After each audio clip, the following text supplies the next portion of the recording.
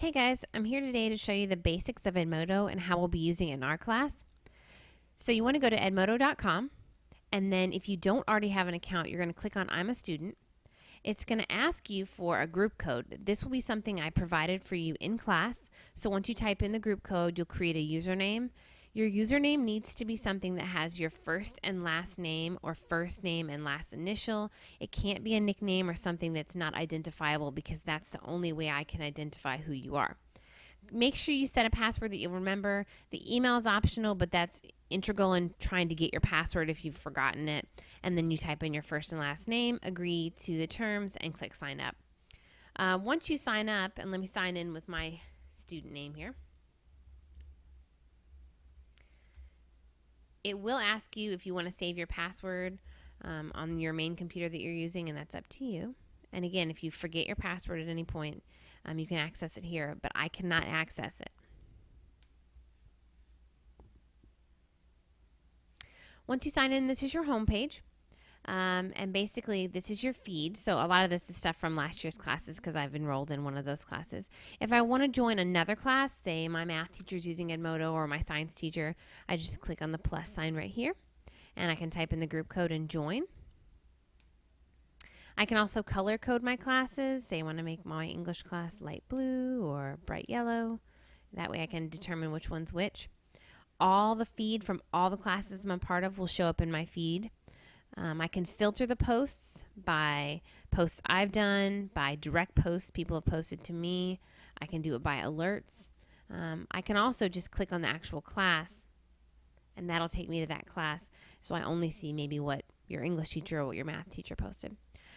The basics of the program that we're going to use most in this classroom are about three things. We're going to use first and foremost the folders. This is where you're going to go for a lot of things that I need you to print out or items that we use on a regular basis. So always go to the folder section first to see if what you need is there. So for instance, the template that we'll be using several times this year will be under the folder section. And I'll post numerous things there through the year, so that folder will get bigger and bigger throughout the year. So that's the first thing we'll be using pretty regularly. The next thing is posting items on the wall. You have two different choices on how to post on the wall. If it's a question you have for the class, or maybe I've asked you to post something on the wall, you're going to click right here where it says type your note, and you're going to say,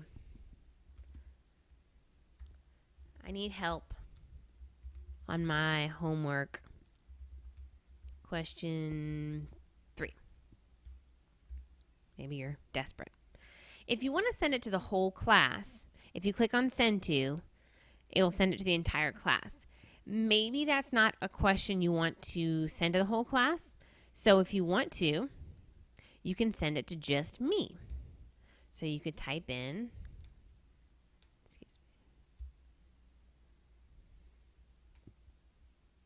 if you wanted to send it to just me, you would type my name in here and click. So say my name was Dr. Smith, you would type it in there. If I send it to the whole class, everybody can see it. If I send it to just me, if you send your question to just me, only I can see it, and our responses will be hidden to the entire class. So please make a clear distinction of what you want to do, whether you want to send it to the entire class or just to me. And then you would just hit send. And you can upload a file here, you can add a link.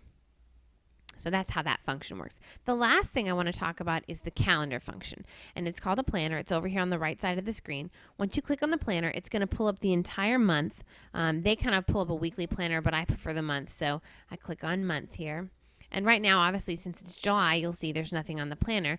But if I go back a month or two, you can see things that my class has worked on, and this is everything day by day that we've done. So it's nice if you're absent or maybe you can't remember when something's due. I oftentimes put long-term assignments on this, but I can actually click on this and you'll be able to see, for instance, on this day, they had homework due. There was a parent form that needed signed, and then we created a rubric as a class. So this is a great tool if you're absent, as well as if you're just a little forgetful and you don't keep a planner. So a planner is something I update every single day. So that's a great resource.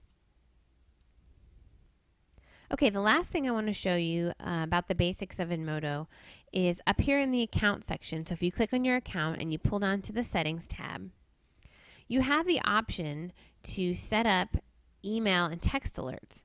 So if you have data on your phone or you get unlimited text messages, I would encourage you to do this. And you can also set up an email, obviously. So if I want to do text messages, I would type in my phone number here.